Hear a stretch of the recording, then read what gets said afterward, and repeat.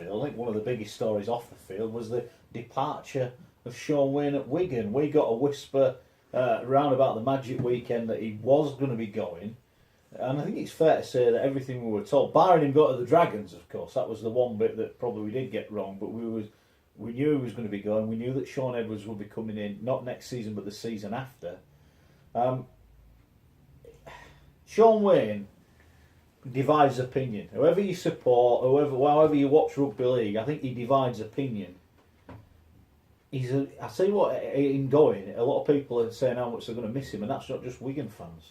I think the interesting thing is we're sitting here at an end of the season, and the two coaches that you'd have thought would have been rock solid appointments for next year are not there. So not only is Shaun Wane not there, but who would have thought that Brian McDermott would be relieved of his job halfway through the year? I think Shaun Wane's a really interesting figure. I think obviously he's Mr. Wigan, so the hardcore of Wigan fans absolutely get what he is and what he's about and love him. I think there's a lot of respect from other fans. I think fans of other clubs looked at and went, well, if he was our coach, we wouldn't mind that. We admire the way that he goes about his business. There's an honesty about everything. The only thing that would perhaps be in the con column is the fact that although they've won the competition, their crowd has dropped by 2,000. Yeah. And the issue, if you are an owner of a club, is why are people not watching us when we're successful? Yeah. And that might come back down to this style of play argument. I actually think Wigan played some really attractive rugby last year, but it's almost like the Shaun Wane era has been saddled with we'll wrestle the life out of you and win. And that's not enough. Yeah, they're better than that, though. They have been better than that. Yeah, they have been better than that. And it'd be very interesting to see how Adrian Lamb takes that on in an interim year, because he's already vowed that they're going to be more entertaining. But is that the Featherstone problem, that you get a coach in who will make you entertaining, but then you don't achieve the player names that you want to because you don't win competitions? You look pretty, but... Not only they're losing the coach, Rich, they're losing the likes of Bateman, they're losing Sam Tompkins, leaving the club, Ryan Sutton's moving on, Sean O'Loughlin is another year older, that body another year more battle-weary, shall I say. Adrian Lamb is the Ole Gunnar Solskjaer of Super League. We'll go with that early. Before the season. So we'll use that one now, and then if people steal it off us, we'll have a go at them. They have lost a lot of very talented players, which is why, my predictions, which will probably be horribly wrong, I've put Wigan out of the top 5.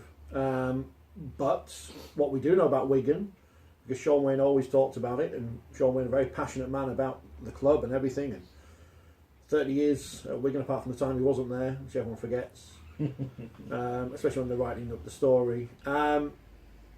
He loved bringing through Wigan youngsters, and again they won the grand final this year for the 27th year in a row, whatever it is now.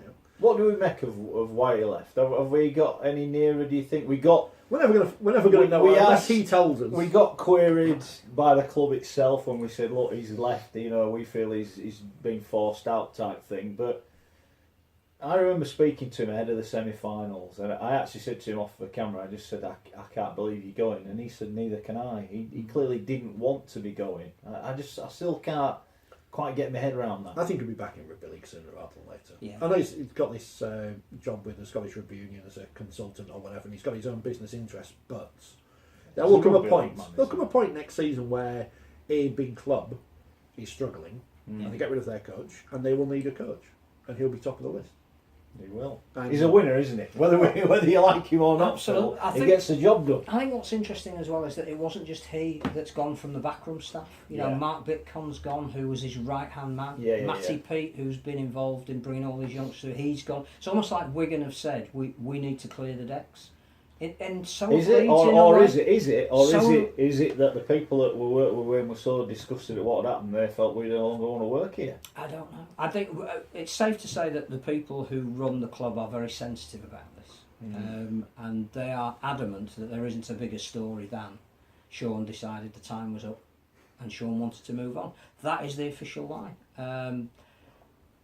I'm not sure. I think there is more to it than that. I think your conversation with him about he's surprised he was leaving. I think the fact that very, very emotional towards the end, how much it meant to him. We have spoken, Phil, many times about Shaun Wane, and he wants to. Rich just mentioned it. He would have taken the field with 16-year-old Wigan kids if he had to, and he wouldn't. You know what? He wouldn't have moaned. No, he wouldn't have moaned. He'd have turned up and go, "We're going to beat St Helens, or we're going to do this, or we're going to do that."